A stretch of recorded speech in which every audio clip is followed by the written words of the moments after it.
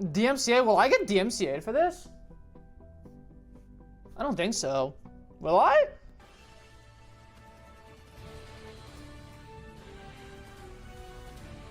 Holy fuck.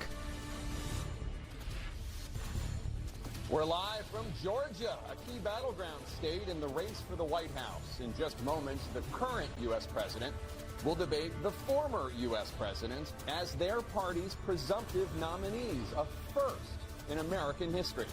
We want to welcome our viewers in the United States. Wait, they're outside? And around the world to our studios in Atlanta. This is the CNN presidential debate. This debate is being produced by CNN and is coming to you live on CNN, CNN International, CNN.com, CNN Max, and CNN Espanol.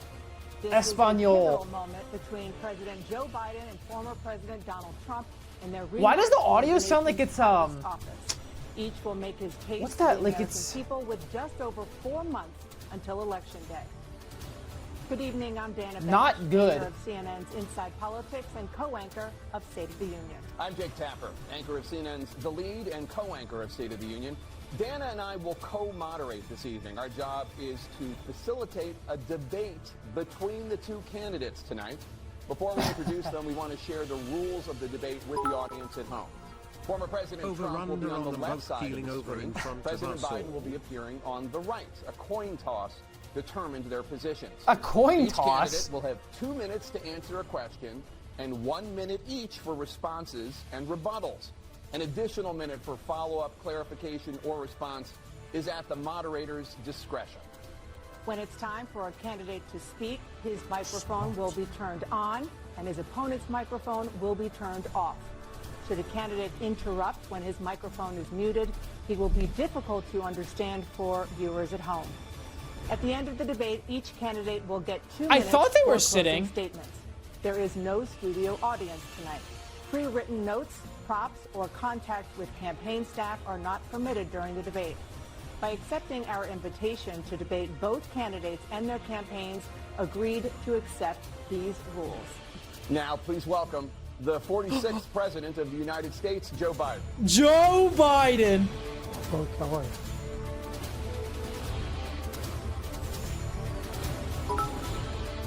Why the fuck are they presenting this like a game show? Wait, why does he have a mic on his shirt? The 45th President If there's of a the United States, Donald Trump.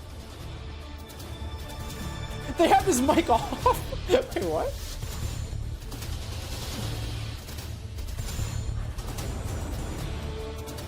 Gentlemen, thanks so much for being here. Let's begin the debate, and let's start with the issue that voters consistently say is their top concern, the economy. Let me change President the Biden, just chatting. inflation has slowed, but prices remain high. Since you took office, the price of essentials has increased. For example, a basket of groceries that cost $100 then now costs more than $120. And typical home prices have jumped more than 30%. What do you say to voters who feel they are worse off under your presidency than they were under President Trump? We got to take a look at what I was left when I became president, what Mr. Trump left me. We had an economy that was in free fall. The pandemic was so badly handled. Many people were dying. All he said was, it's not that serious. Just inject a little bleach in your arm. You'll be all right. The economy collapsed. There were no jobs. Unemployment rate rose to 15%. It was terrible. And so what we had to do is try to put things back together again. And that's exactly what we began to do. We created 15,000 new jobs. We brought out a position where we have 800,000 new manufacturing jobs. But there's more to be done. There's more to be done. Dude, he needs to clear his throat. Get him some water. Get him some tea. I come from Scranton, Pennsylvania. I come of household PA. where the kitchen table, if the things weren't able to be met during the month, it was a problem. The price of eggs, the price of gas, the price of housing, the price of a whole range of things. That's why I'm working so hard to make sure I deal with those problems. And we're going to make sure that we reduce the price of housing. We're going to make sure we build 2 million new units. We're going to make sure we cap rents so corporate greed can't take over. The combination, what I was left with in corporate greed, is the reason why we're in this problem right now. In addition to that, we're in a situation where if you take a look at all that was done in his administration, he didn't do much at all. By the time he left, things were in chaos. Literally chaos. And so we put things back together. We created, as I said, those jobs. We make sure we had a situation where We now Fun fact we chat. brought down In the price total, of prescription Biden drugs, and which Trump is a major sages issue for many combined to people. To $159 $15 for an insulin shot as opposed to $400. No senior has to pay more than $200 for any drug, all the drugs they can include beginning next year. It's going to be The tough. situation is It's going to be tough for Biden. Available to everybody, to all Americans. So we're working to bring down the price of around the kitchen table, and that's what we're going to get done. Thank you. President Trump? We have the greatest economy in the history of our country. We have never done so well. Everybody was amazed by it. Other countries were copying us. We got hit with COVID, and when we did, we spent the money necessary so we wouldn't end up in a Great Depression, the likes of which we had in 1929. Biden is By the already time we finished, so we did a great job. We got a lot of credit for the economy, a lot of credit for the military, and no wars, and so many other things. Everything was rocking good. But the thing we never got the credit for, and we should have, is getting us out of that COVID mess.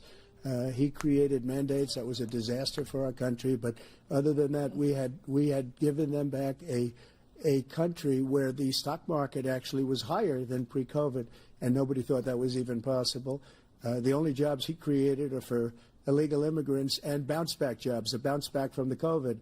He has not done a good job. He's done a poor job, and inflation's killing our country. It is absolutely killing us.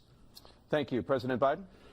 Well, look, the greatest economy in the world. He's the only one who thinks that, I think. I don't know anybody else who thinks we have the greatest economy in the world. And, you know, the fact of the matter is that we found ourselves in a situation where his economy, he rewarded the wealthy.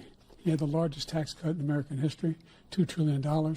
He raised a deficit larger than any president has in any one term. He's the only president other than Herbert Hoover who's lost more jobs than he had when he began, since Herbert Hoover. The idea that he did something that was significant. And the military, you know, when he was president, they were still killing people in Afghanistan. Dude, He didn't do anything Biden's about that. to sleep, when man. When he was president, we were still finding ourselves in a position where you had a notion that we were this safe country. The truth is, I'm the only president this century that doesn't have any, this decade, that doesn't have any troops dying anywhere in the world like he did. President Trump, I want to follow up if I can. Am I allowed to respond to him? Well, I'm going to ask you a follow-up. You can do whatever you want with the minute that we give you. I want to follow up. You want to impose a 10% tariff on all goods coming into the U.S. How will you ensure that that doesn't drive prices even higher? It's not going to drive them higher. It's just going to cost countries that have been ripping us off for years, like China and many others, in all fairness to China. It's going to just force them to pay us a lot of money, reduce our deficit tremendously, and give us a lot of power for other things. But he made a statement. The only thing he was right about is I gave you the largest tax cut in history. I also gave you the largest regulation cut in history. That's why we had all the jobs. And the jobs went down, and then they bounced back, and he's taking credit for bounce-back jobs. You can't do that. He also said he inherited 9% inflation. No, he inherited almost no inflation, and it stayed that way for 14 months. And then it blew up under his leadership because they spent money like a bunch of people that didn't know what they were doing, and they don't know what they were doing. It was the worst, probably the worst administration in history. There's never been. And as far as Afghanistan is concerned, I was getting out of Afghanistan, but we were getting out with dignity, with strength, with power. He got out. It was the most embarrassing day in the history of our country's life. President Trump, over the last 8 years, under both of your administrations, the national debt soared to record highs. And according to a new nonpartisan analysis, President Trump, your administration approved $8.4 trillion in new debt, while so far, President Biden, you've approved $4.3 trillion in new debt. So, former President Trump, many of the tax cuts that you signed into law are set to expire next year. You want to extend them and go even further, you say. With the U.S. facing trillion-dollar deficits and record debt, why should top earners and corporations pay even less in taxes than they do now? Because the tax cuts spurred the greatest economy that we've ever seen just prior to COVID. And even after COVID, it was so strong that we were able to get through COVID much better than just about any other country. But we spurred that tax spurred. Now, when we cut the taxes, as an example, the corporate tax was cut down to 21% from 39%, plus beyond that. We took in more revenue with much less tax, and companies were bringing back trillions of dollars back into our country. The country was going like never before, and we were ready to start paying down debt. We were ready to start using the liquid gold right under our feet, the oil and gas right under our feet. We were going to have something that nobody else has had. We got hit with COVID. We did a lot to fix it. I gave him an unbelievable situation with all of the therapeutics and all of the things that we came up with. We gave him something great. Remember, more people died under his administration, even though we had largely fixed it. More people died under his administration than our administration, and we were right in the middle of it, something which a lot of people don't like to talk about. But he had far more people dying in his administration. He did the mandate, which is a disaster, mandating it. The vaccine went out. He did a mandate on the vaccine, which is the thing that people most objected to about the vaccine. And he did a very poor job, just a very poor job. And I will tell you, not only poor there, but throughout the entire world, we're no longer respected as a country. They don't respect our leadership. They don't respect the United States anymore. We're like a third world nation between weaponization of his election, trying to go after his political opponent, all of the things he's done. We've become like a third world nation, and it's a shame. The damage he's done to our country. And I'd love to ask him, and will, why he allowed millions of people to come in here from prisons, jails, and mental institutions to come into our country and destroy our country. President Trump, we will get to immigration later in this block. President Biden, I want to give you an opportunity to respond to this question about the national debt. He had the largest national debt of any president in a 4-year period, number one. Number two, he got $2 trillion tax cut, benefited the very wealthy. What I'm going to do is fix the tax system. For example, we have 1,000 trillionaires in America. Dude, I feel like I need to clear my throat. And what's happening? They're in a situation where they, in fact, pay 8.2% in taxes. If they just paid 24%, 25%, either one of those numbers, they'd raise $500 billion, I should say, in a 10-year period. We'd be able to wipe out his debt. We'd be able to help make sure that all those things we need to do, child care, elder care, making sure that we continue to strengthen our healthcare system, making sure that we're able to make I don't know if he's lasting 90 minutes. Person eligible for what I've been able to do. Oh God! With the COVID, excuse me, with dealing with everything we have to do with. Look. No, God! If I can't. Finally beat Medicare. Thank you, President Biden. President Trump. Well, he's right. He did beat Medicare. He beat it to death, and he's destroying Medicare because all of these people are coming in. They're putting them on Medicare. They're putting them on Social Security. They're going to destroy Social Security. This man is going to single-handedly destroy Social Security. These millions and millions of people coming in, they're trying to put them on Social Security. He will wipe out Social Security. He will wipe out Medicare. So he was right in the way he finished that sentence. And it's a shame. What's happened to our country in the last 4 years is not to be believed. Foreign countries, I'm friends with a lot of people, they cannot believe what happened to the United States of America. We're no longer respected. They don't like us. We give them everything they want, and they think we're stupid. They think we're very stupid people. What we're doing for other countries, and they do nothing for us. What this man has done is absolutely criminal. Thank you, President Trump. Dana? This is the first presidential election since the Supreme Court overturned Roe v. Wade. This morning, the court ruled on yet another abortion case, temporarily allowing emergency abortions to continue in Idaho, despite that state's restrictive ban. Former President Trump, you take credit for the decision to overturn Roe v. Wade, which returned the issue of abortion to the states. Correct. However, the federal government still plays a role in whether or not women have access to abortion pills. They're used in about 2/3 of all abortions. As president, would you block abortion medication? First of all, the Supreme Court just approved the abortion bill, and I agree with their decision to have done that, and I will not block it.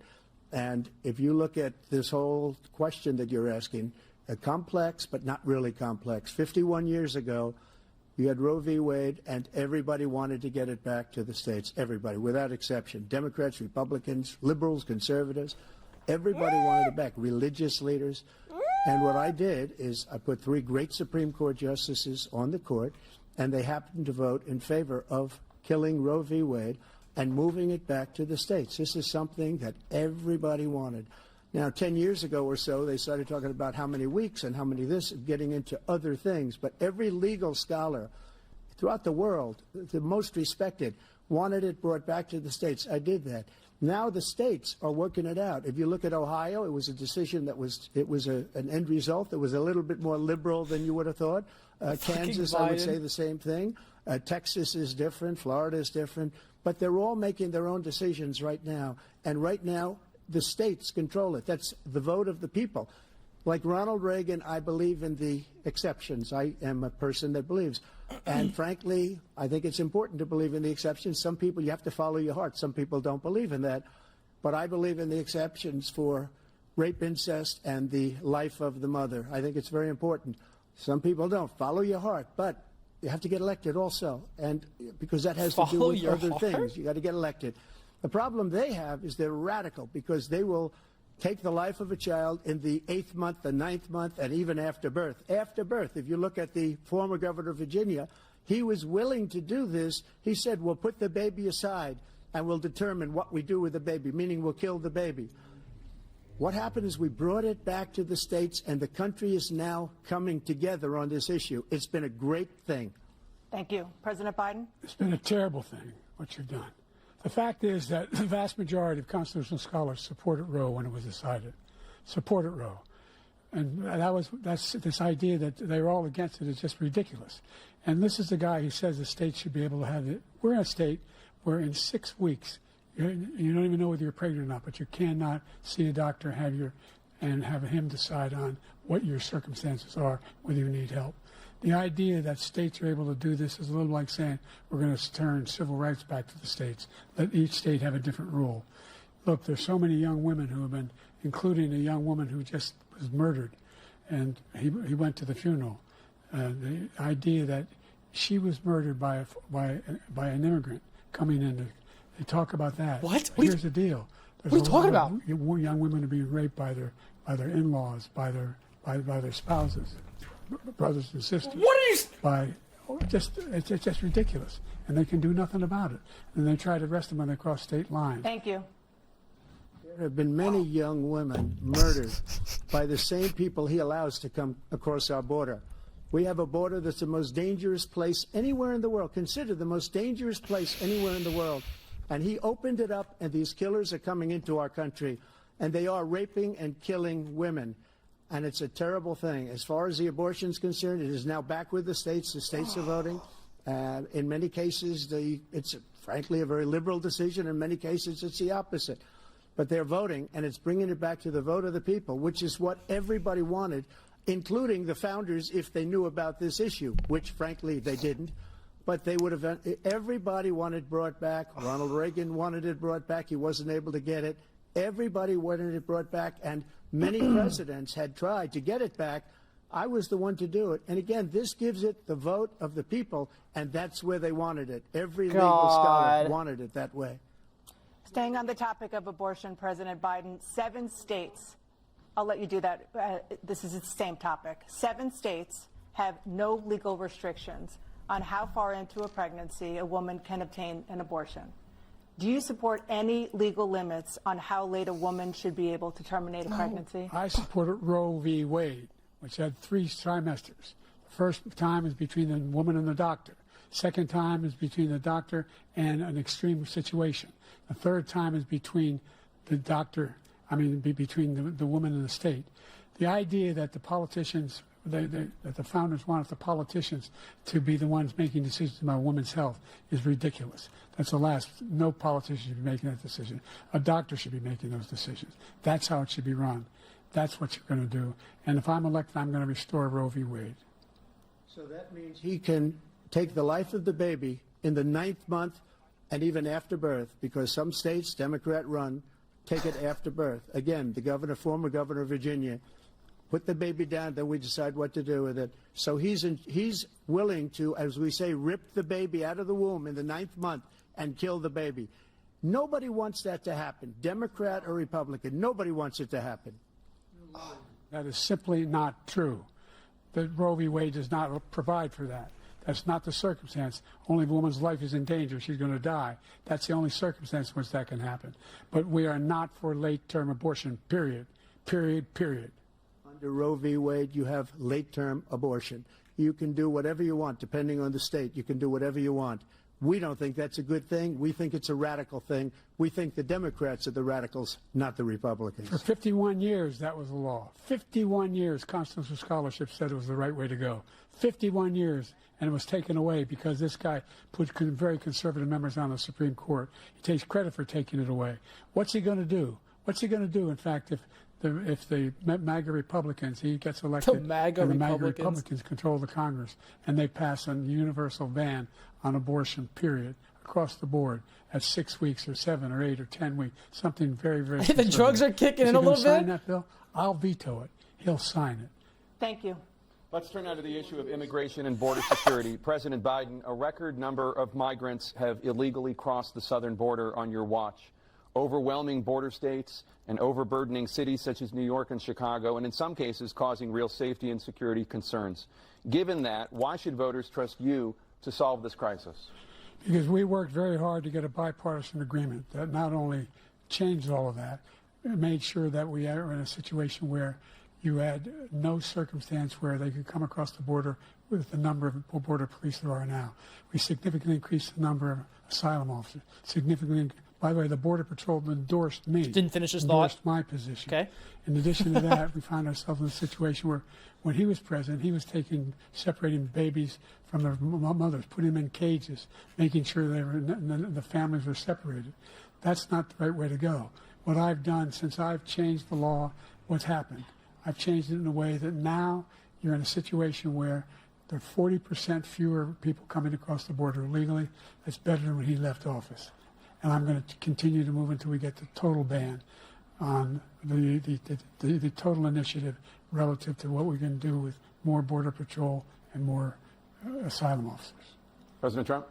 I really don't know what he said at the end of that sentence. I don't think he knows what he said either. Look, we had the safest border in the history of our country. The border, all he had to do was leave it. All he had to do was leave it. He decided to open up our border, open up our country to people that are from prisons, people that are from mental institutions, insane asylum, terrorists. We have the largest number of terrorists coming into our country right now, all terrorists, all over the world, not just in South America, all over the world. They come from the Middle East, everywhere. All over the world, they're pouring in. And this guy just left it open. And he didn't need legislation because I didn't have legislation. I said, close the border. We had the safest border in history. In that final couple of months of my presidency, we had, according to Border Patrol, who is great, and by the way, who endorsed me for president, but I won't say that, but they endorsed me for president. Brandon, just speak to him. But look, we had the safest border in history. Now we have the worst border in history. There's never been anything like it. And people are dying all over the place, including the people that are coming up in Thank you, caravans. President Trump. President Biden? The only terrorist who's done anything crossing the border is one who came along and killed three, under his administration, killed an Al-Qaeda person come in his administration, killed 3 American soldiers. That's the only terrorist that's there. I'm not saying that no terrorist ever got through, but the idea they're emptying their prisons, we're welcoming these people, that's simply not true. There's no data to support what he said. Once again, he's exaggerating, he's lying. President Trump, staying on the topic of immigration, you've said that you're going to carry out, quote, the largest domestic deportation operation in American history, unquote. Does that mean that you will deport every undocumented immigrant in America, including those who have jobs, including those whose spouses are citizens, and including those who have lived here for decades? And if so, how will you do it? Just 1 second. He said we killed 3 people. The people we killed are al-Baghdadi and Soleimani, the 2 greatest terrorists, biggest terrorists anywhere in the world, and it had a huge impact on everything, not just border, on everything. He's the one that killed people with the bad water, including hundreds of thousands of people dying, and also killing our citizens when they come in.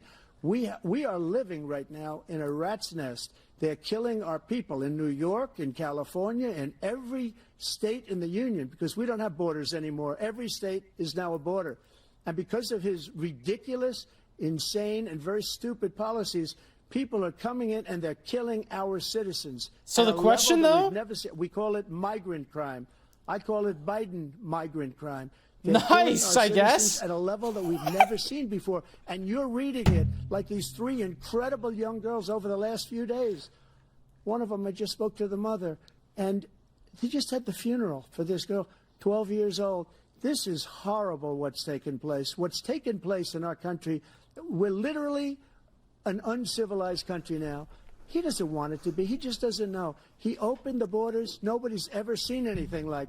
And we have to get a lot of these people out, and we have to get them out fast. So the because they're question- going to destroy our country. Just take a look at where they're living.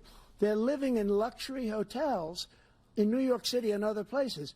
Our veterans are on the street. They're dying because he doesn't care What about is our going veterans. on? He doesn't care. He doesn't like the military at all. We're not veterans. And he doesn't care about our veterans. Nobody been worse. I had the highest approval rating for veterans taking care of the VA. Nope. He has the worst. He's gotten rid of all the things that I approved. Choice that I got through Congress, all of the different things I approved, they abandoned. We had by far the highest, and now it's down in less than half because This is he's done so all over. these great things that we did. And I think he did it just because I approved it, which is crazy. But he has killed so many people at our border by Thank you, allowing President Trump. all of these people to come in. President and it's Biden. a very sad day in America. President Biden, you have the mic. Every single thing he said is a lie. Every single one. For example, veterans are a hell of a lot better off since I passed the PACT Act. 1 million of them now have insurance, and their families have it. Their families have it because what happened, whether it was Agent Orange or burn pits, they're all Agent being covered now. Orange. And he opposed his What the group opposed fuck? that. We're also in a situation where we have great respect for veterans. My son spent a year in Iraq, living right next to one of those burn pits. Came back with stage 4 glioblastoma. I was recently in France for D-Day, and I spoke all about those heroes that died. I went to the World War II cemetery, World War I cemetery he refused to go to. He was standing with his 4-star general, and he told me, he said, I don't want to go in there because they're a bunch of losers and suckers. My son was not a loser, was not a sucker. You're the sucker. You're the loser. President Ooh! Trump. Got his ass! First of all, that was a made-up quote, suckers and losers. They made it up. It was in a third-rate magazine that's failing, like many of these magazines. He made that up. He put it in commercials. We've notified him. We had 19 people that said I didn't say it. And think of this. Who would say I'm at a cemetery or I'm talking about our veterans? Because nobody's taken better care. I'm so glad this came up, and he brought it up. There's nobody that's taken better care of our soldiers than I have. To think that I would, in front of generals and others, say suckers and losers. We have 19 people that said it was never said by me. It was made up by him. Just like 19 people, Russia was made up. Just like the 51 intelligence agents are made up. Just like the new thing with the 16 economists are talking. It's the same thing. 51 intelligence agents said that the laptop was Russia disinformation. It wasn't. That came from his son, Hunter. It wasn't Russia disinformation. He made up the suckers and losers, so he should apologize to me right now. 4-star general standing to your side who was on your staff who said you said it, period. That's number one. And number two, the idea that I have to apologize to you for anything along the line. We've done more for veterans than any president has in American history. And they now are in their family. The only sacred obligation we have as a country is to care for our veterans when they come home and their families and equip them when they go to war. That's what we're doing. That's what the VA is doing now. They're doing more for veterans than ever before in our history. All right, thank you so much. Let's move to the topic of foreign policy. I want to begin with Russia's war against God. Ukraine, which is now in its third year. Former President Trump, Russian President Vladimir Putin says he'll only end this war if Russia keeps the Ukrainian territory it has already claimed and Ukraine abandons its bid to join NATO. Are Putin's terms acceptable to you? First of all, our veterans and our soldiers can't stand this guy. They can't stand him. They think he's the worst commander-in-chief, if that's what you call him, that we've ever had. They can't stand him. So let's get that straight. And they like me more than just about any of them. And that's based on every single bit of information. As far as Russia and Ukraine, if we had a real president, the president that knew, that was respected by Putin, he would have never invaded Ukraine. A lot of people are dead right now, much more than people know. You know, they talk about numbers. You can double those numbers, maybe triple those numbers. He did nothing to stop it. In fact, I think he encouraged Russia from going in. I'll tell you what happened. He was so bad with Afghanistan. It was such a horrible embarrassment, most embarrassing moment in the history of our country, that when Putin watched that and he saw the incompetence, that he should have fired those generals, like I fired the one that you mentioned, and so he's got no love lost. But he should have fired those generals. No general got fired for the most embarrassing moment in the history of our country, Afghanistan, where we left billions Get out of of the dollars camera! of equipment behind. We lost 13 beautiful soldiers, and 38 soldiers were obliterated. And by the way, we left people behind, too. We left American citizens behind. When Putin saw that, he said, you know what? I think we're going to go in and maybe take this was his dream. I talked to him about it, his dream. The difference is he never would have invaded Ukraine. Never. Just like Israel would have never been invaded in a million years by Hamas. You know why? Because Iran was broke with me. I wouldn't let anybody do business with them. They ran out of money. They were broke. They had no money for Hamas. They had no money for anything. No money for terror. That's why you had no terror at all during my administration. This place, the whole world is blowing up under him. President Biden? I've never heard so much malarkey in my whole life. But the fact of the matter is that we're in a situation where, let's take the last point first. Iran attacked American troops, caused brain damage for a number of these troops, and he did nothing about it. Recently, not when he was president, they attacked. He said they're just having headaches. That's all it is. He didn't do a thing when the attack took place, number one. Number two, we got over 100,000 Americans and others out of Afghanistan during that airlift. Number three, we found ourselves in a situation where, if you take a look at what Trump did in Ukraine, this guy told Trump, do whatever you want, and do whatever you want. And that's exactly what Trump did to Putin, encourage him, do whatever you want. And he went in. And listen to what he said when he went in. He was going to take Kyiv in 5 days, remember? Because it's part of the old Soviet Union. That's what he wanted to reestablish. Kyiv. Doesn't he mean and he, in told fact, didn't do Putin? it at all. He wasn't able to get it done. And they've lost thousands and thousands of troops, 500,000 troops. President Trump, I if never come back said to you that. For 1 minute, I just want to go back to my original question, which is, are Putin's terms acceptable to you? Keeping the territory in Ukraine? Acceptable. No, they're not acceptable. But look, this is a war that never should have started. If we had a leader in this war, he led everybody along. He's given $200 billion now or more to Ukraine. He's given $200 billion. That's a lot of money. I don't think there's ever been anything like it. Every time that Zelensky comes to this country, he walks away with $60 billion. He's the greatest salesman ever. And I'm not knocking him. I'm not knocking anything. I'm only saying the money that we're spending on this war, and we shouldn't be spending, it should have never happened. I will have that war settled between Putin and Zelensky as president-elect before I take office on January 20th. I'll have that war settled. People being killed so needlessly, so stupidly, and I will get it settled, and I'll get it settled fast before I take office. President Biden, you have a minute. The fact is that Putin is a war criminal. He's killed thousands and thousands of people. And he has made one thing clear. He wants to reestablish what was part of the Soviet Empire, not just a piece. He wants all of Ukraine.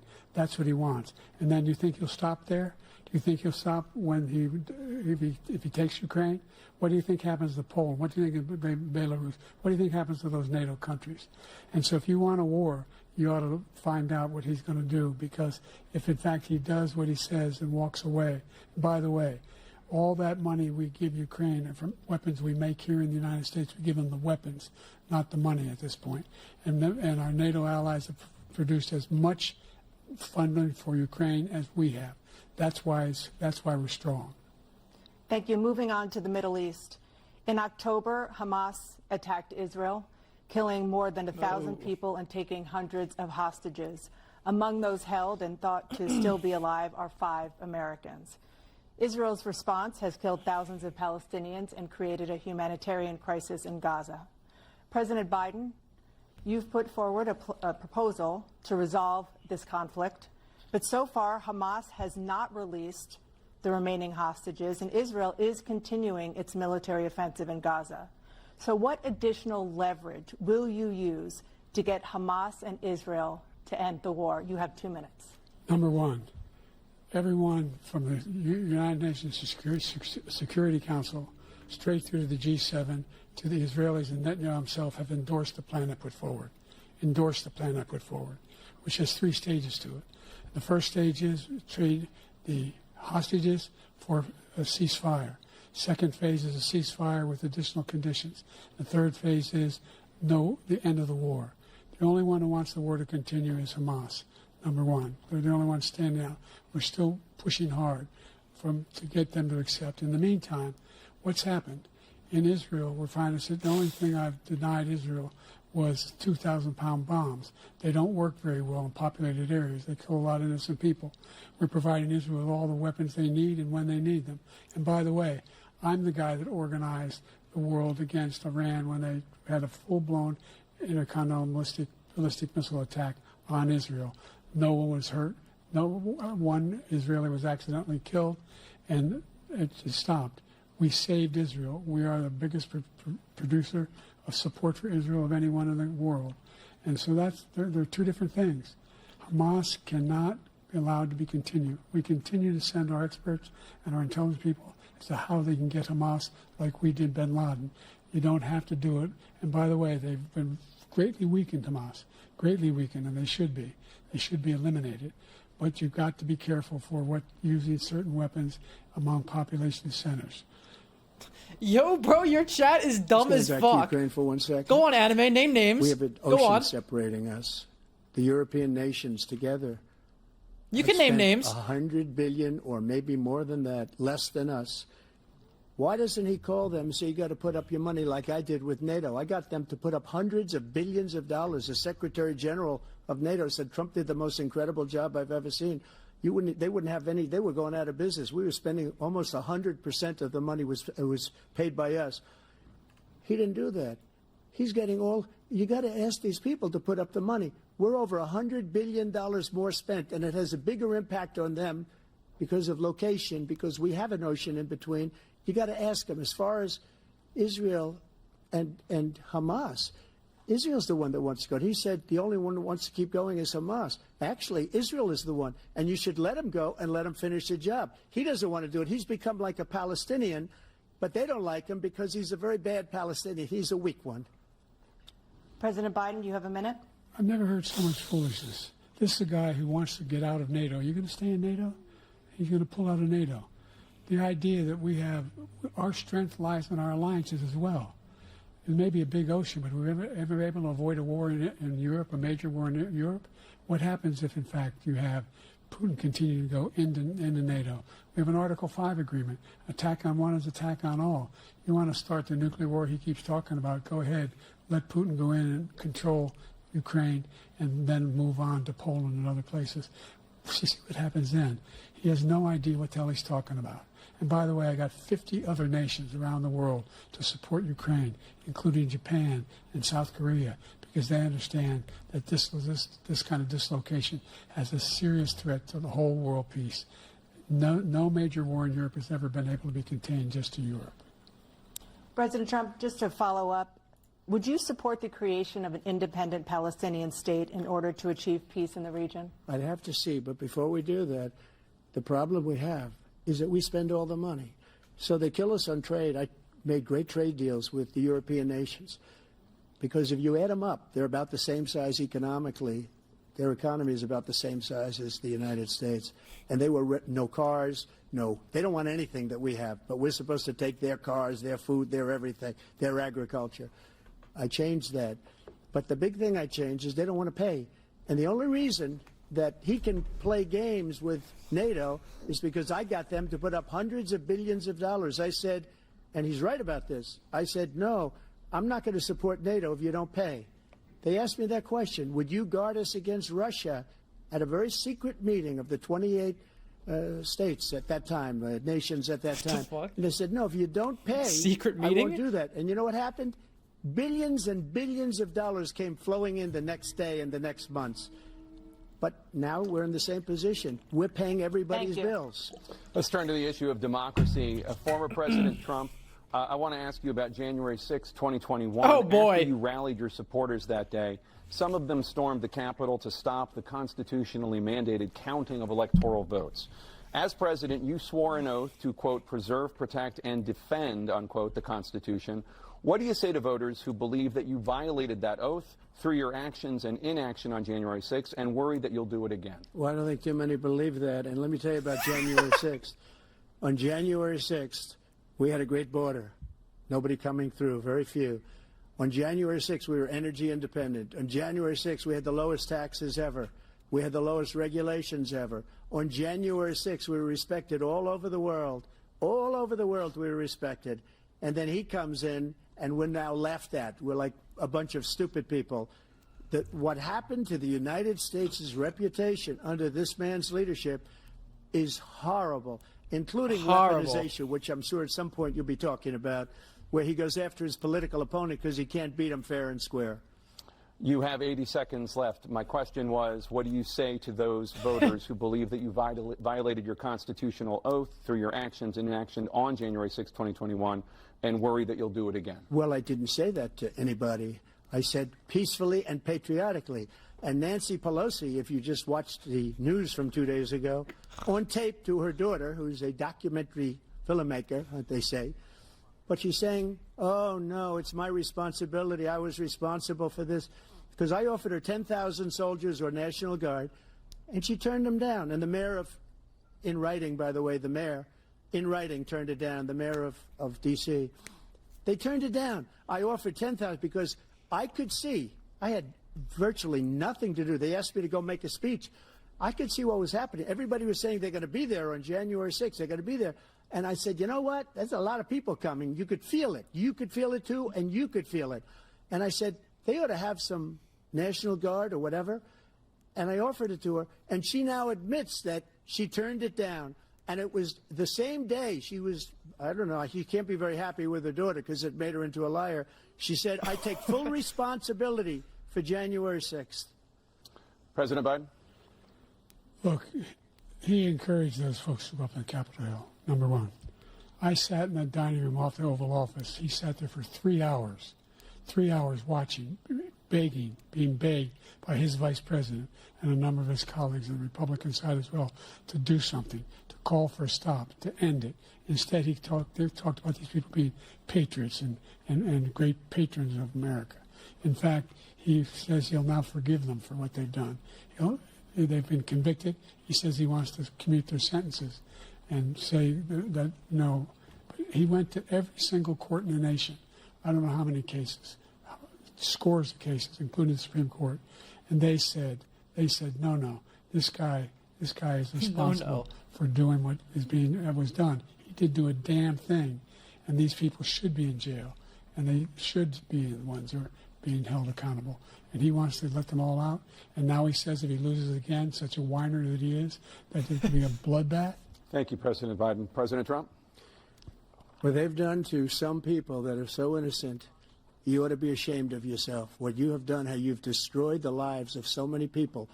When they ripped down Portland, when they ripped down many other cities, you go to Minnesota, Minneapolis, what they've done there, with the fires all over the city. If I didn't bring in the National Guard, that city would have been destroyed.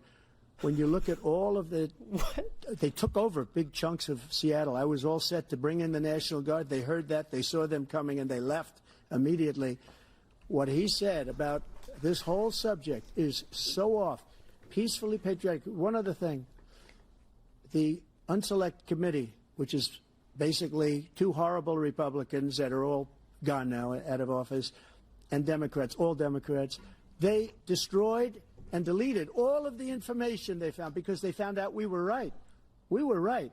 And they deleted and destroyed all of the information. They should go to jail for that. If a Republican did that, they'd go to jail. Thank you, President Trump. President Biden, I want to give you a minute. The only person on this stage is a convicted felon is the man I'm looking at. There it is.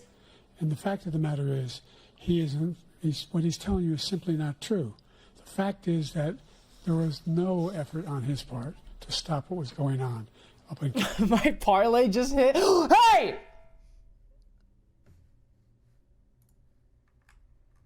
Hey!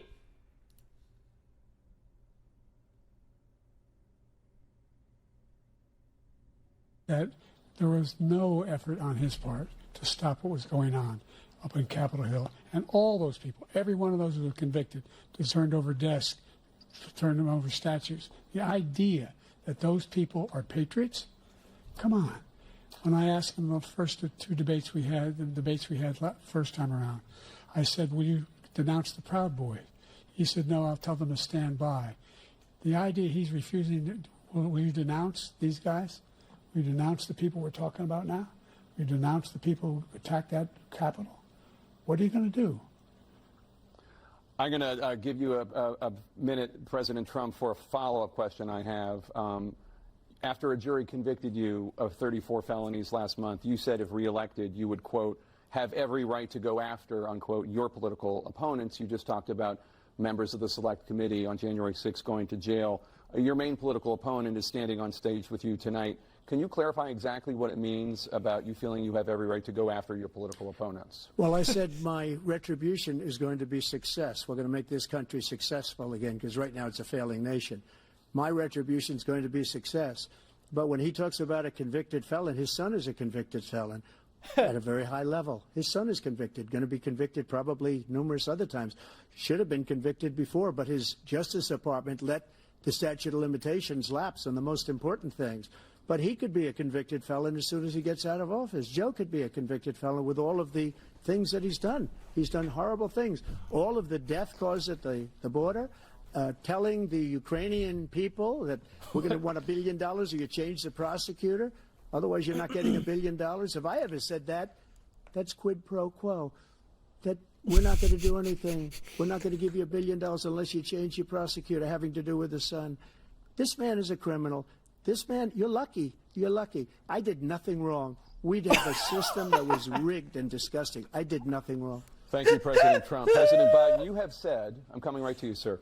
Well, you want to respond? Go ahead. I'll give you a minute to respond. The idea that I did anything wrong relative to what you're talking about is outrageous. It's simply a lie, number one. Number two, the idea that you have a right to seek retribution against any American just because you're president is wrong.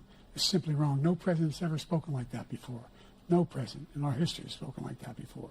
Number three, the crimes that you are still charged with, and think of all the civil penalties you have. How many billions of dollars do you owe in civil penalties for molesting a woman in public, for doing a whole range of things, of having sex with a porn star? I'm catching up. While your wife was pregnant? I mean, what are you talking about?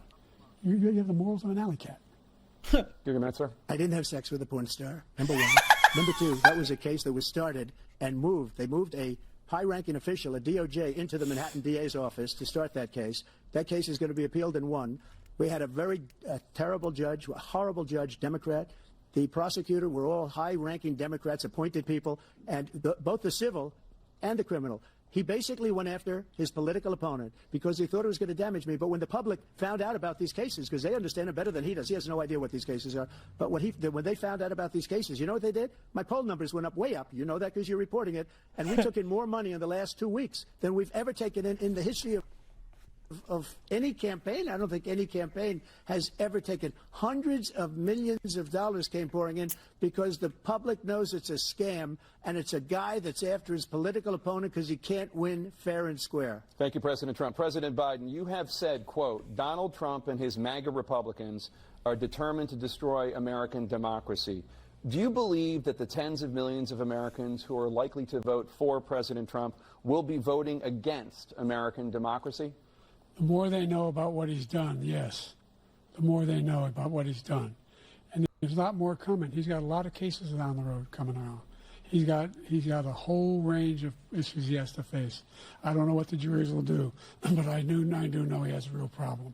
And so the fact that, could you ever think you hear any president say that I'm going to seek retribution?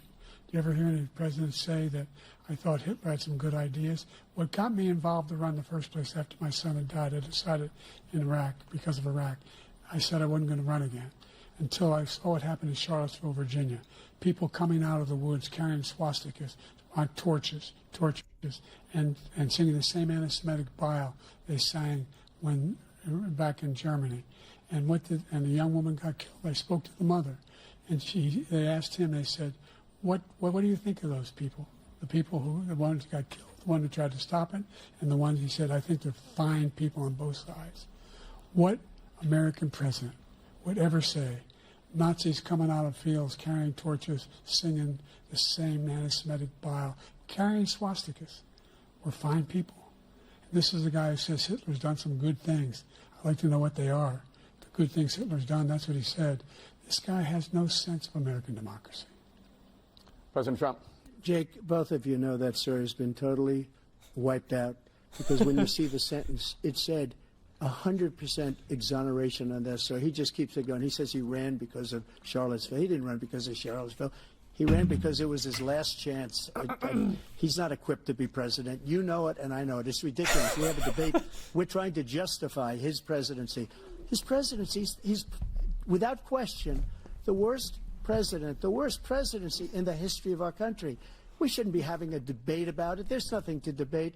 He made up the Charlottesville story, and you'll see it's debunked all over the place. Every reasonable anchor has debunked it. And just the other day it came out where it was fully debunked. It's a nonsense story. He knows that, and he didn't run because of Charlottesville. He used that as an excuse to run. President Biden. And debunked. It happened. All you have to do is listen to what was said at the time. And the idea that somehow that's the only reason I ran. I ran because I was worried a guy like this guy could get elected. If he thought they were good people coming out of that forest, carrying those woods, carrying those torches, then he didn't deserve to be president. Didn't deserve to be president at all. And the idea that he's talking about all this being fabricated, we saw with our own eyes. We saw what happened on January 6th. We saw the people breaking through the windows. We saw people occupying his own vice president. Look, there's a reason why 40 of his 44 top cabinet officers refused to endorse him this time. His vice president hasn't endorsed him this time. So why? Why? They know him well. They serve with him. Why are they not endorsing him? Thank you, President Biden. We're going to be right back with more from the CNN presidential debate.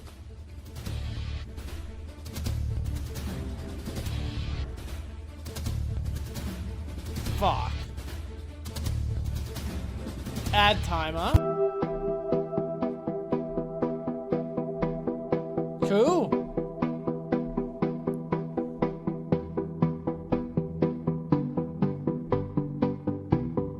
Alright, well that's neat.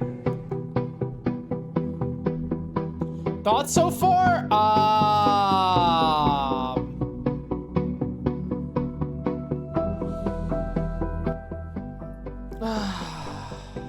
God, it's fucking over. It is so over.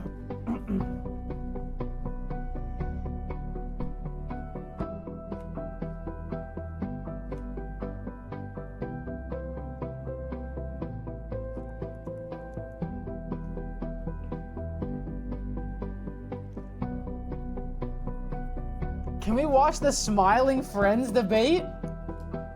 Shit's so stupid. When you get drafted into World War III, will you stream it? If I got drafted, I'm jumping out of my window and breaking both of my legs. That's not a joke. Boom, boom, boom, boom, boom, boom, boom, boom, boom, boom, boom, boom, boom.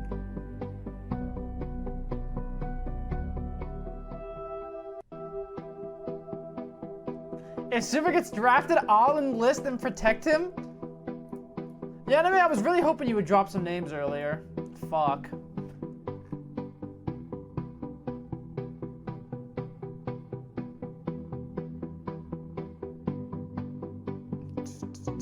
I'll send you a list later. I mean, I probably have a few ideas who you were talking about. Shit.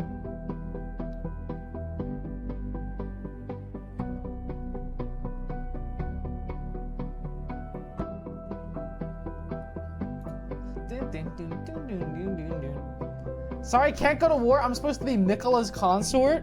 You are not Radon.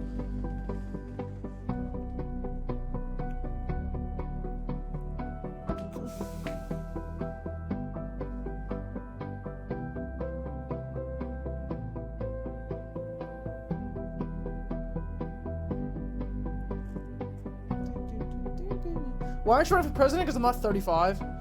Can't run for president until you're 35. Sorry. Little bro thinks getting shit on the World Cup and serving his country. Try again.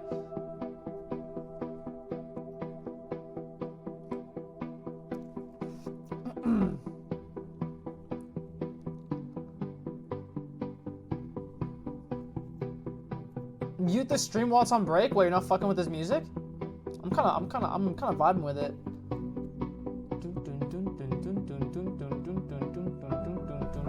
1 second.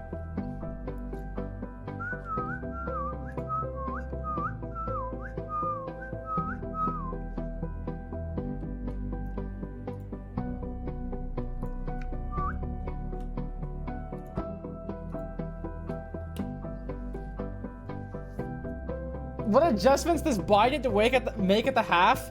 Bro, they gotta like... We're back? Oh shit. Welcome back to the CNN presidential debate live from Georgia. Let's talk about persistent challenges you both faced in your first terms and you'd certainly face again in a second term. President Biden, while black unemployment dropped to a record low under your presidency, black families still earn far less than white families. Black mothers are still 3 times more likely to die from pregnancy-related causes, and black Americans are imprisoned at 5 times the rate of white Americans. What do you say to black voters who are disappointed that you haven't made more progress? They acknowledge they made a lot of progress, number one. The fact of the matter is there are more small black businesses that have been started than any time in history. Number two, the wages of black unemployment is the lowest level it's been in a long, long time. Number three, we're providing housing for black Americans and dealing with the segregation that exists among these corporations that collude to keep people out of their houses. In addition to that, we find that the impact on the choice that black families have to make relative to child care is incredibly difficult. When we did the first major piece of legislation in the past, I was able to reduce black child care costs. I cut them in half. We've got to make sure we provide for child care costs. We've got to make sure, because when you provide those child care protections, you increase economic growth because more people can be in the job market. So there's more to be done, considerably more to be done. But we've done a great deal so far. English is my second language. I need subtitles when Biden talks. It's not just you, dog.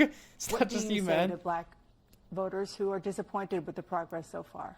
I say I don't blame them for being disappointed. Inflation is still hurting them badly.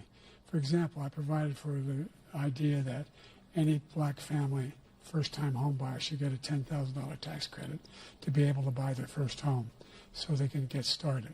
I made sure that we're in a situation where all those black families and those black individuals who provided had to take out student loans that were ballooning, that if they were engaged in nursing, doctor, and anything having to do with volunteerism, if they paid their bills for 10 years on their student debt, all the rest was forgiven after 10 years. Millions have benefited from that. And we're going to do a whole lot more for black families. Thank you. President Trump? And he caused the inflation. He's blaming inflation, and he's right, it's been very bad. He caused the inflation, and it's killing black families and Hispanic families and just about everybody. It's killing people. They can't buy groceries anymore. They can't. You look at the cost of food where it's doubled and tripled and quadrupled. They can't live. They're not living anymore.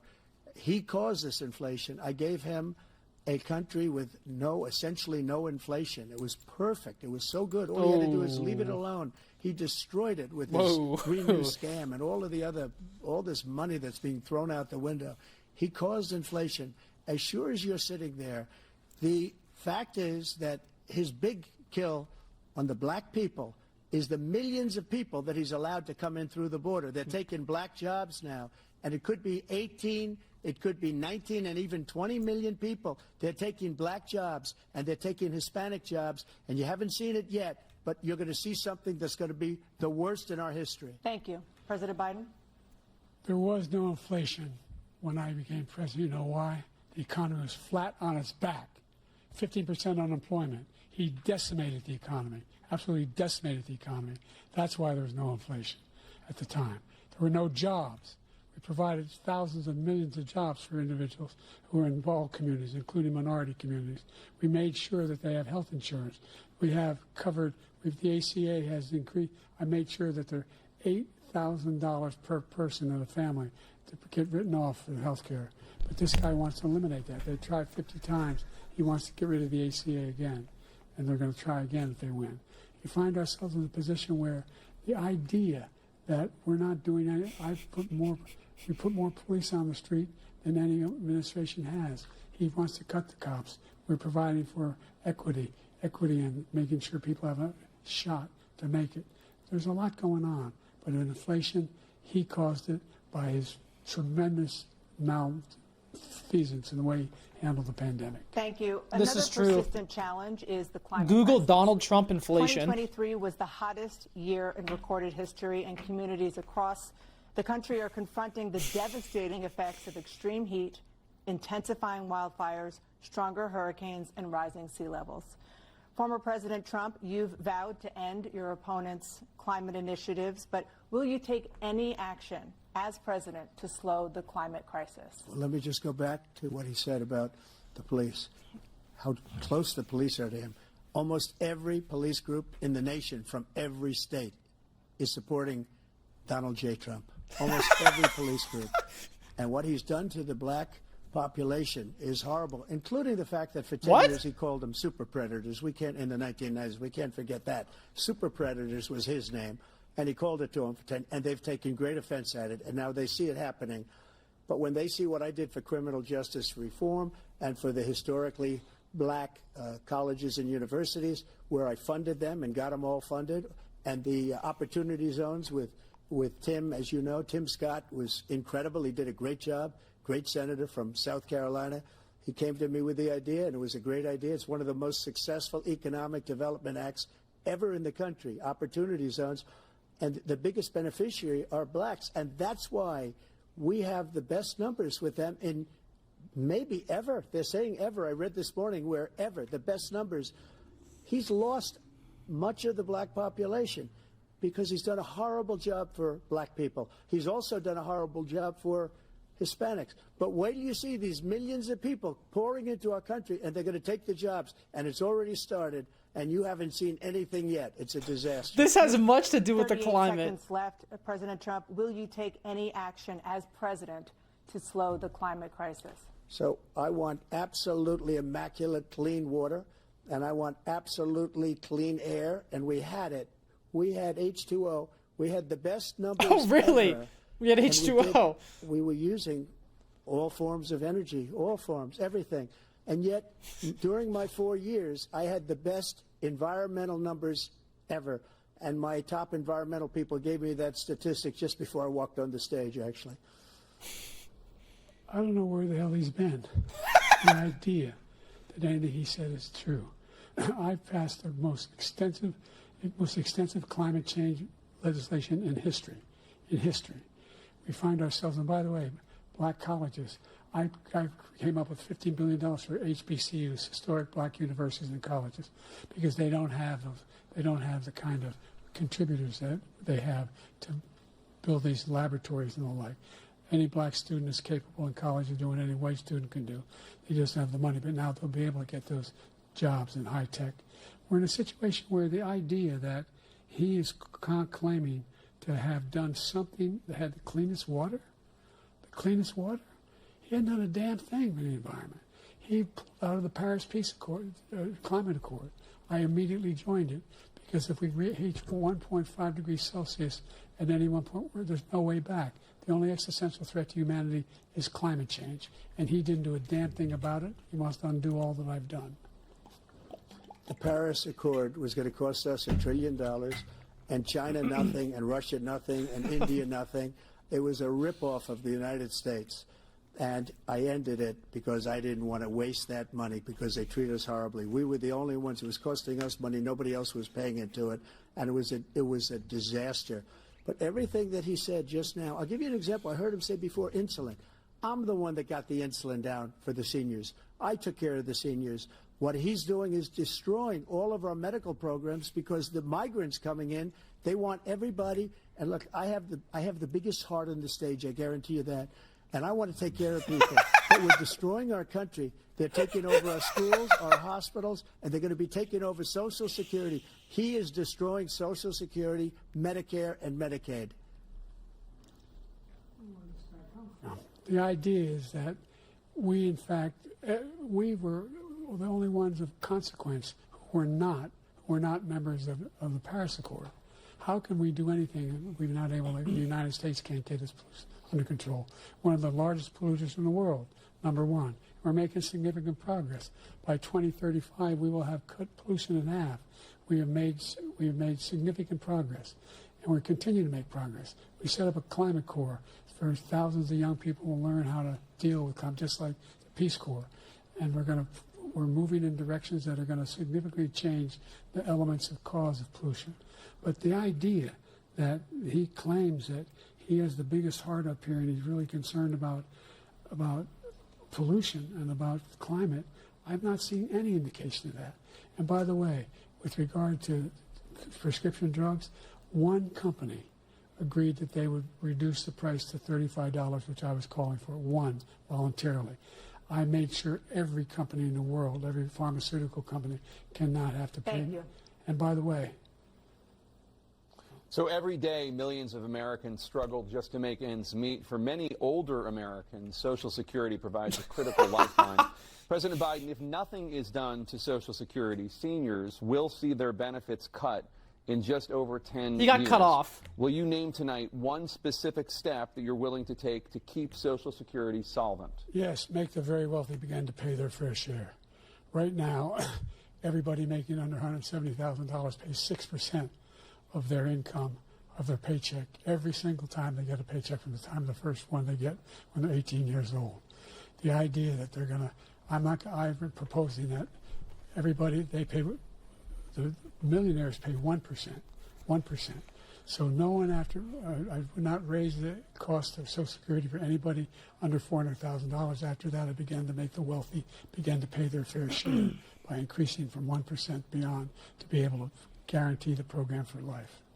So you still have 82 seconds left. Are there any other measures that you think that would be able to help keep Social Security solvent, or is that one enough? Well, no, that one enough will keep it solvent, but the biggest thing will do if we defeat this man, because he wants to get rid of Social Security.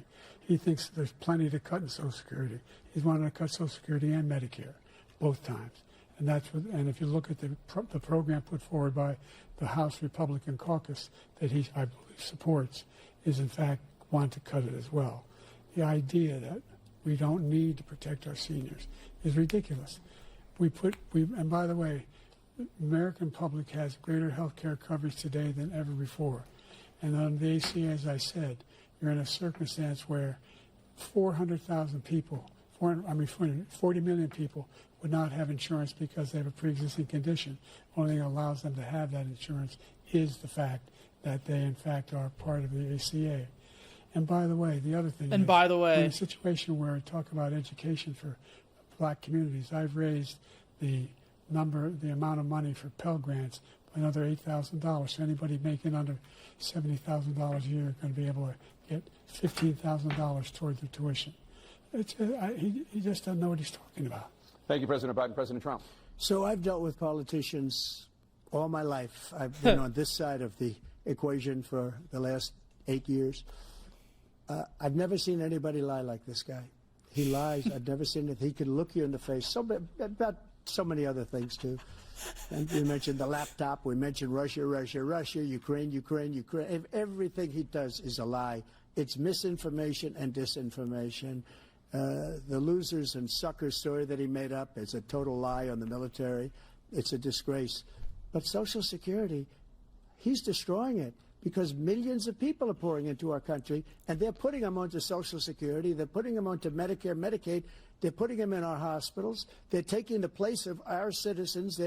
What they're doing to the VA, to our veterans, is unbelievable. Our veterans are living in the street, and these people are living in luxury hotels.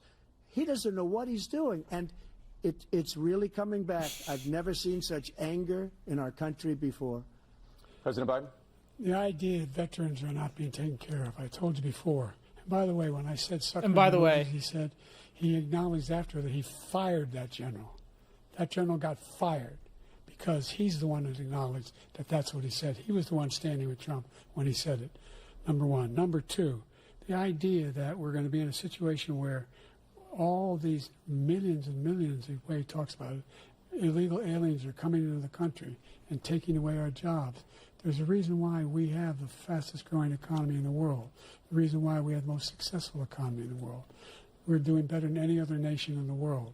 And by the way, those 15 Nobel laureates he talked about being phony, those 15 Nobel laureates, economists, they all said that if Trump is reelected, we're likely to have a recession and inflation is going to increasingly go up. And by the way, worst president in history, 159 presidential scholars voted him the worst president in the history of the United States of America.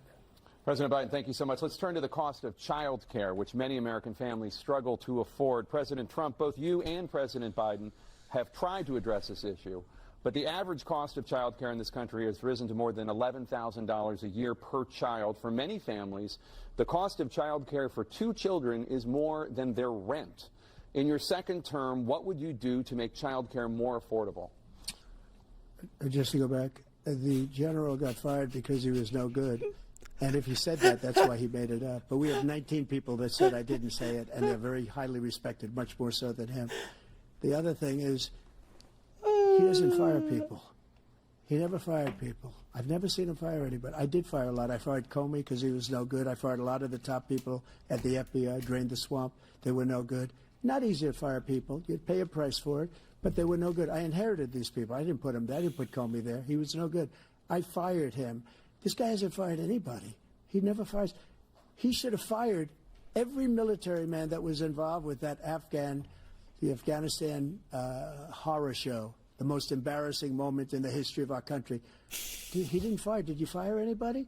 Did you fire anybody that's on the border, that's allowed us to have the worst border in the history of the world? Did anybody get fired for allowing 18 million people, many from prisons, many from mental institutions? Did you fire anybody that allowed our country to be destroyed? Joe, our country is being destroyed as you and I sit up here and waste a lot of time on this debate. This shouldn't be a debate. He is the worst president. He just said about me because I said it. But look, he's the worst president in the history of our country. He's destroyed our country. Now all of a sudden he's trying to get a little tough on the border. He came out with a nothing deal, and it reduced it a little bit, like this much. So about child care, by the way. He wants open borders. He wants our country to either be destroyed or he wants to pick up those people as voters. And I don't think we just can't let it happen. If he wins this election, our country doesn't have a chance, not even a chance, of coming out of this rut. We probably won't have a country left anymore. That's how bad it is. He is the worst in history by far. Thank you, President Trump. President Biden? We're the most admired country in the world. We're the United States of America. There's nothing beyond our capacity. We have the finest military in the history of the world, the finest in the history of the world. No one thinks we're weak. No one wants to screw around with us. Nobody, number one. Number two, the idea that we're talking about worst presidents. I wasn't joking. Look it up or go online. 159 or 58, don't hold me the exact number, presidential historians, they've had meetings and they voted who's the worst president in American history. One through best to worst. They said he was the worst in all of American history. That's a fact. That's not conjecture. Okay, we get it. You can argue they're wrong, but that's what they voted. The idea that he is doing anything to deal with child care, he did virtually nothing to child care. We should significantly increase the child care tax credit. We should significantly increase the availability of women and men or single parents to be able to go back to work. And we should encourage businesses to have. Thank you, President Biden. Facilities. President Trump, the question was about what would you do to make child care more affordable, if you want to take your minute. Just so you understand, we have polling, we have other things that they rate him the worst because what he's done is so bad. And they rate me, I'll show you, I will show you, and they rate me one of the best, okay? And if I'm given another 4 years, I will be the best. I think I'll be the best. Nobody's ever created an economy like us. Nobody ever cut taxes like us. He's the only one I know. He wants to raise your taxes by 4 times. He wants to raise everybody's taxes by 4 times. He wants the Trump tax cuts to expire, so everybody, including the two of you. These moderators are useless. Nobody ever heard of this before. All my life, I'd grow up and I'd see politicians talking about cutting taxes. When we cut taxes, as I said, useless. we did more business. Apple and all these companies, they were bringing money back into our country. The worst president in history by far, and everybody knows it.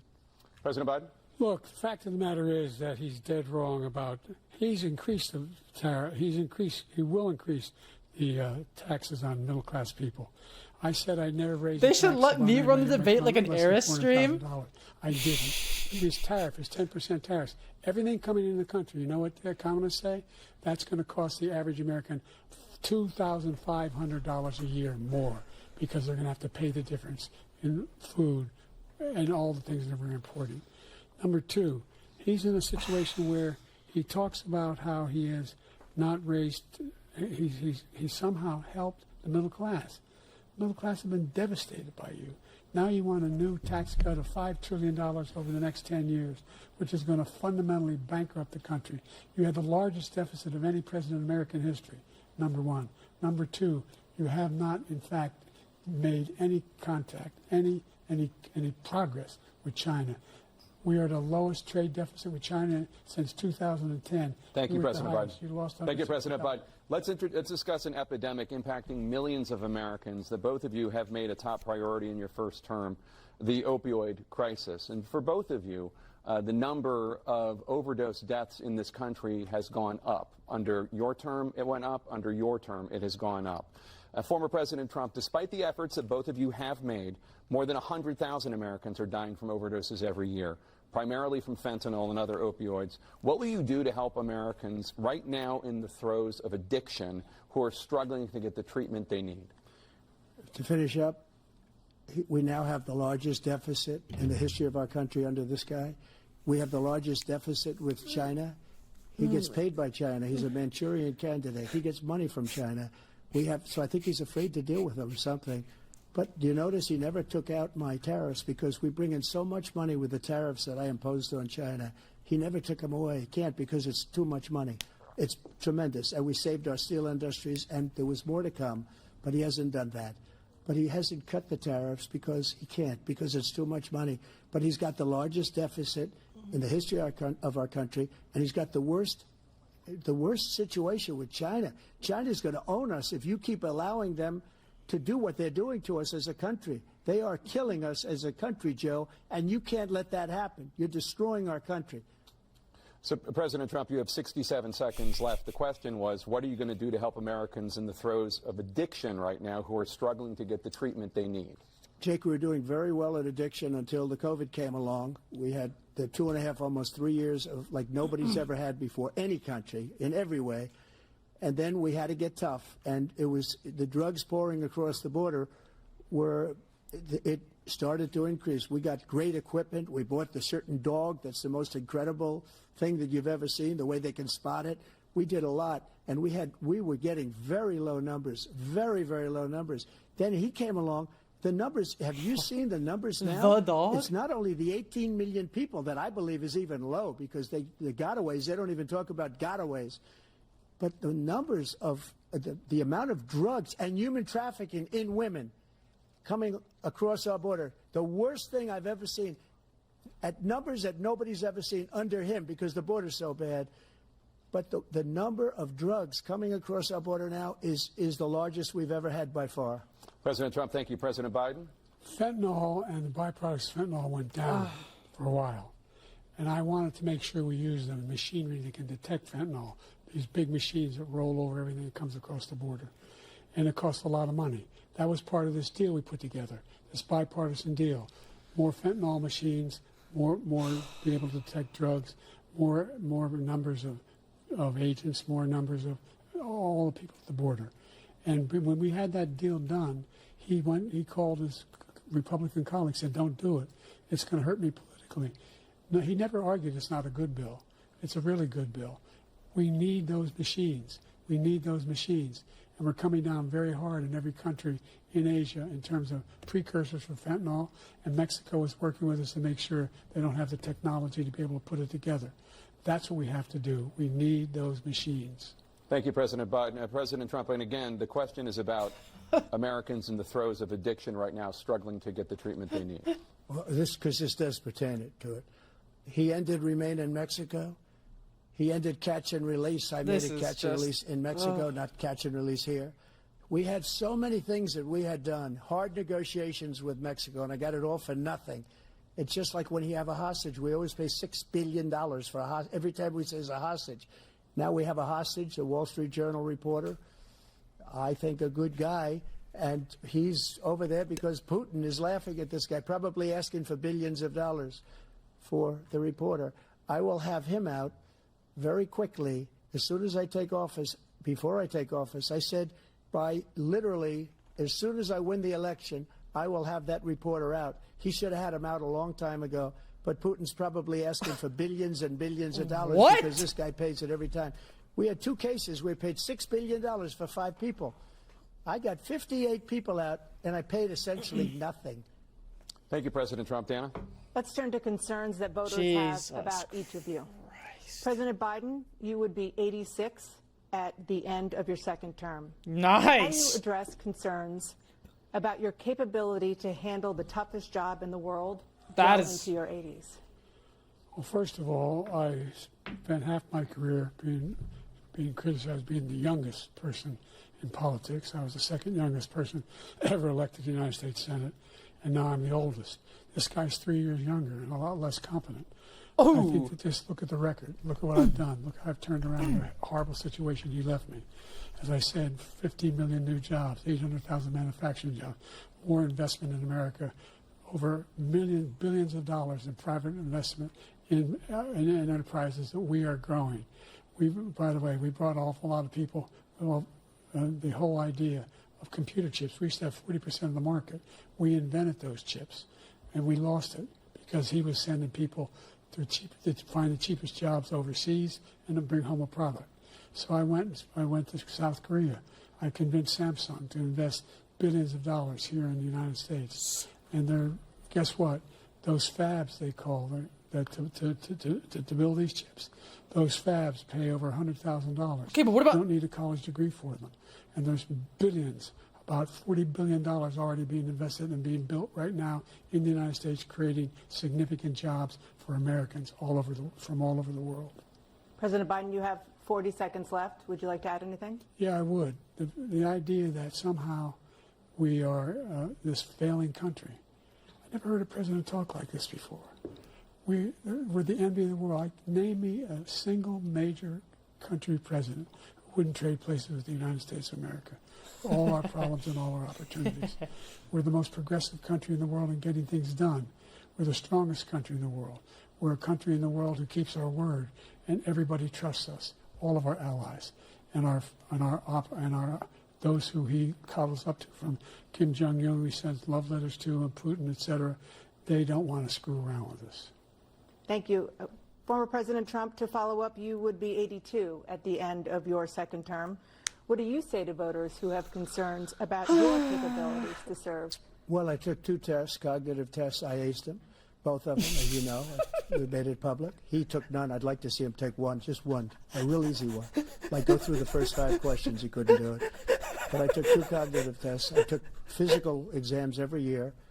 And, you know, we knock on wood wherever we may have wood, that I'm in very good health. I just won 2 club championships, not even senior, 2 regular club championships. To do that, you have to be quite smart, and you have to be able to hit the ball a long way.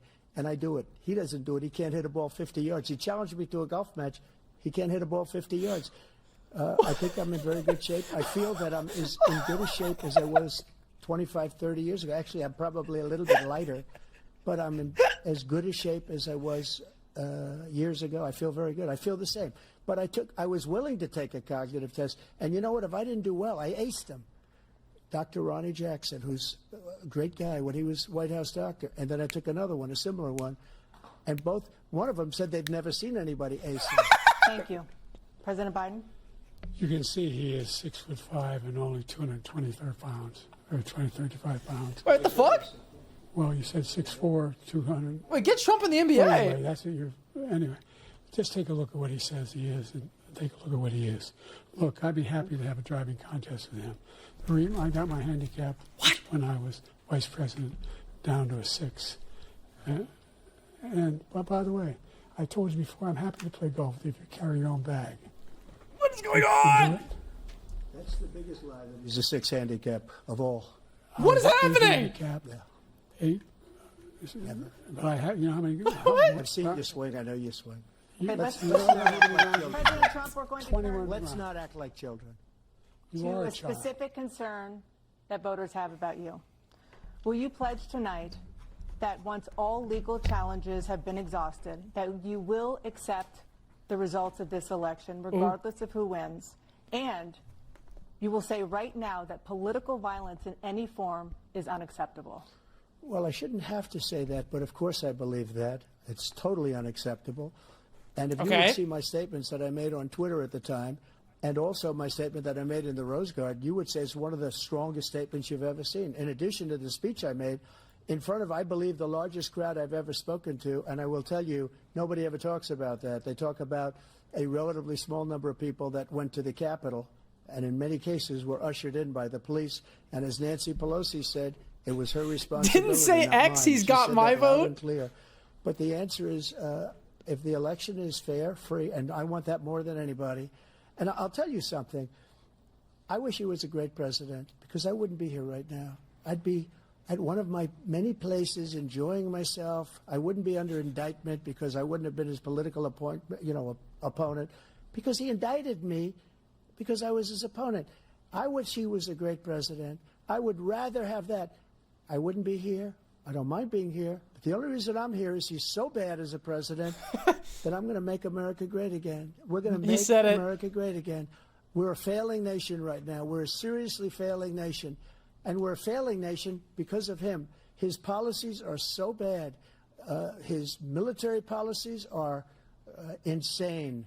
They're insane. These are wars that will never end with him.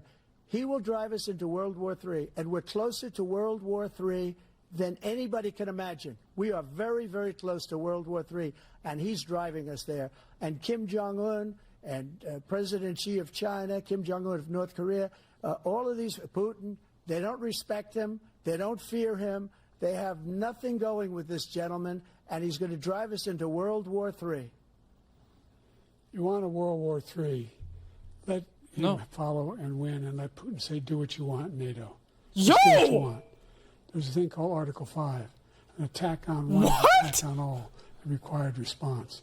The idea, I can't think of a single major leader in the world. What the fuck? Trade places with the job I've done and what they've done. Because we are a powerful nation. We have wonderful peace. Because of the people, not me. It's because of the American people. They're capable of anything, and they step up when they're needed. And right now, we're needed. We're needed to protect the world because our own safety is at stake. And again, you want to have a war, just let Putin go ahead and take Kyiv. Stop! Make sure they move on. See what happens in Poland, Hungary, and other places along that border. Why does he keep saying that? President Trump, as I come back to you for a follow-up, the question was, will you accept the results of this election, regardless of who wins? Just to finish what he said, if I might, Russia, they took a lot of land from Bush. They took a lot of land from Obama and Biden. They took no land, nothing from Trump, nothing. He knew not to do it. He's not going to play games with me. He knew that. I got along with him very well, but he knew not to play games. He took nothing from me. But now he's going to take the whole thing from this man right here. That's a war that should have never started. It would have never started, ever, with me. And he's going to take Ukraine. And, you know, you asked me a question before, would you do this with... He's got us in such a bad position right now with Ukraine and Russia. Because Ukraine's not winning that war. He said, I will never settle until such time. They're running out of people. They're running out of soldiers. They've lost so many people. It's so sad. They've lost so many people, and they've lost those gorgeous cities with the golden domes that are 1,000 years old, all because of him and stupid decisions. Russia would have never attacked if I were President president. Trump, the question was, will you accept the results of the election, regardless of who wins? Yes or no, please. If it's a fair and legal and good election, absolutely. I would have much rather accepted these, but the fraud and everything else was ridiculous. And if you want, we'll have a news conference on it in a week, or we'll have another one of these in a week. But I will absolutely, there's nothing I'd rather do. It would be much easier for me to do that than I'm running again. I wasn't really going to run until I saw the horrible job he did. He's destroying our country. I would be very happy to be someplace else, in a nice location someplace. And again, no indictments, No political opponent stuff, because it's the only way he thinks he can win. But unfortunately, it's driven up my numbers and driven them up to a very high level because the people understand it. Let's see what your numbers are when this election is over. Let's see. You're a whiner. When you lost the first time, you continued, you appealed and appealed to courts all across the country. Not one single court in America said any of your claims had any merit, state or local, none. But you continue. But he locked in. The fuck? This lie about somehow there's all this misrepresentation, all this stealing. There is no evidence of that at all. And I tell you what, I doubt whether you'll accept it because you're such a whiner. The idea if you lose again, you accepting anything, you can't stand the loss. Something snapped in you when you lost the last time. We'll be right back with more from the CNN presidential debate, live from Georgia. I gotta run to the bathroom. Whew.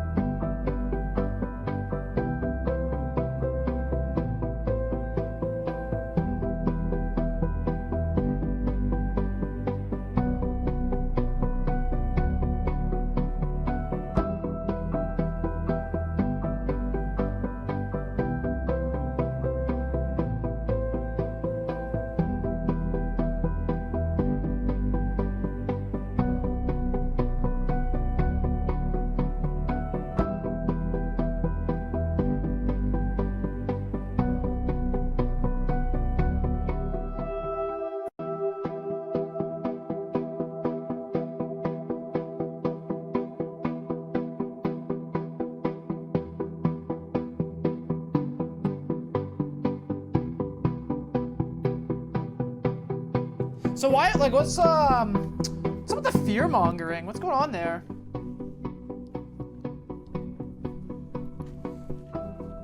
What's going on there?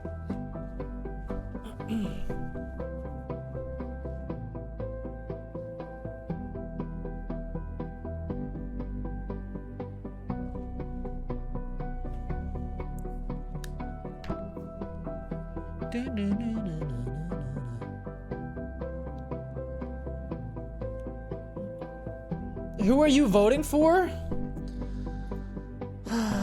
God, this is just fucked up. This is fucked up.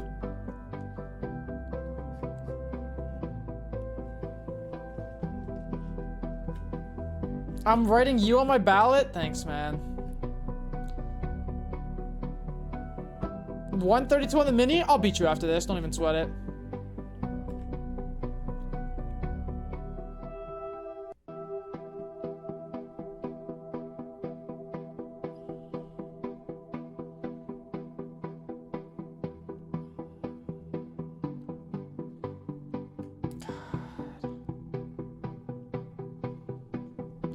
I've been subscribed to you longer than I've been my girlfriend. How fucked up is that? I mean, it's not fucked up. The hell?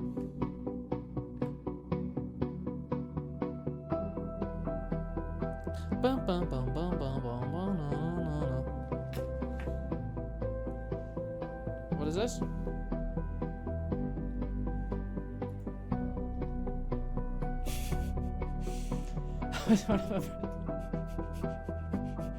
Yeah, what the fuck?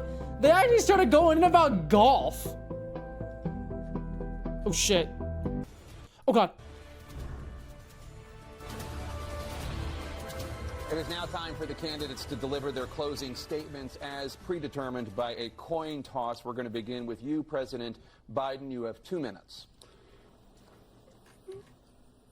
We've made significant progress from the debacle that was left by President Trump in his last term. find ourselves in a All right, lock in. situation where, number one, we have to make sure that we have a fair tax system.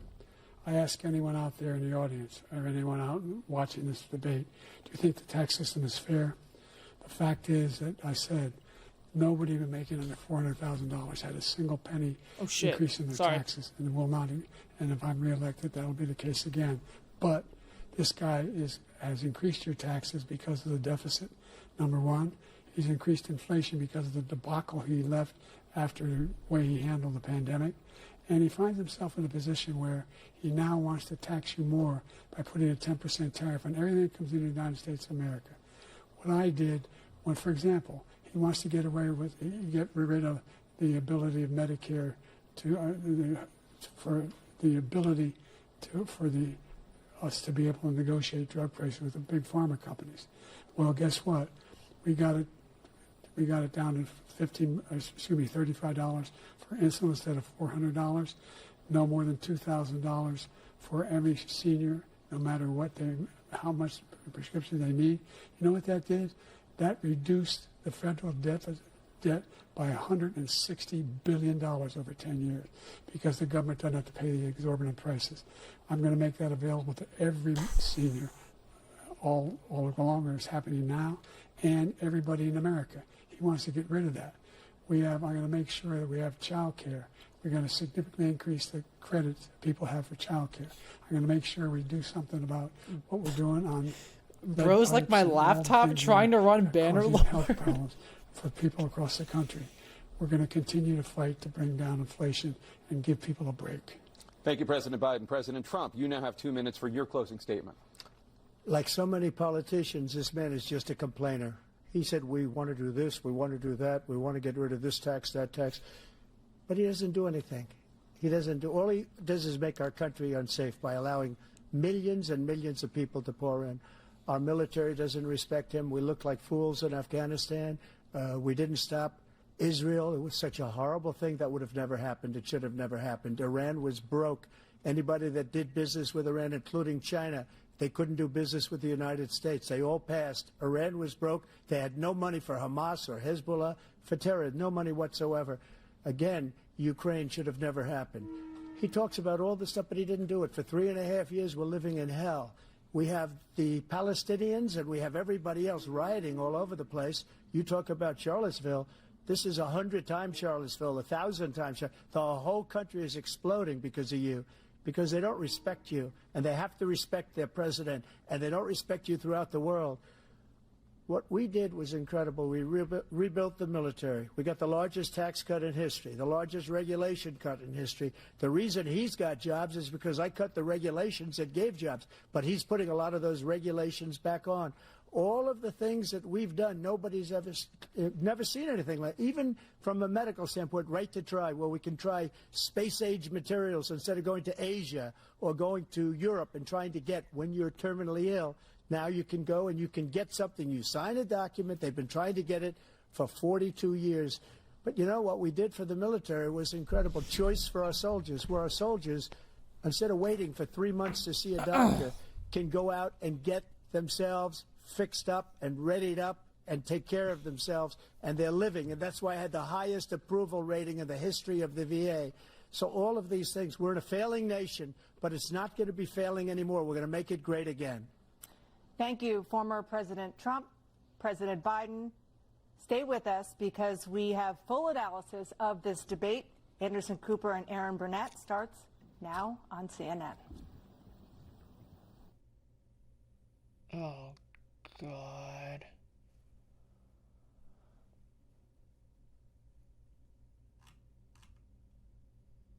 Oh. Okay, wait, now what? Why are they just like... Okay. The president and former president making their way off the CNN debate stage. Looks like Jill Biden, the first lady, has come out. Former President Trump walking off the stage. The first debate of the 2024 campaign and the earliest presidential debate ever now in the books and in front of the voters. Tonight, along with Aaron Burnett, the first word on what those voters might make of it from our political professionals, from our CNN Flash Poll and Swing State Focus Group. We'll be talking to surrogates, including Vice President Harris, getting fact checks from our Daniel Dale and new reporting from inside both campaigns. With me here, CNN political commentator Scott Jennings, Kate Bedingfield, David Urban, Van Jones, Alyssa Farr Griffin, and Newsnight anchor Abby Phillip, and David Axelrod, and CNN chief national correspondent John King. John, let me start with you. Your thoughts? Anderson, this was a game-changing debate in the sense that right now, as we speak, there is a deep, a wide, and a very aggressive panic in the Democratic Party. It started minutes into the debate, and it continues right now. It involves party strategists, it involves elected officials, it involves fundraisers. And they're having conversations about the president's performance, which they think was dismal, which they think will hurt other people down the party in the ticket. And they're having conversations I don't really feel like about what they watching should the do about analysis. it. I'm good Some on of those that. conversations include, should we go to the White House and ask the president to step I'm good on aside? that. Other of the conversations are about, should prominent Democrats go public?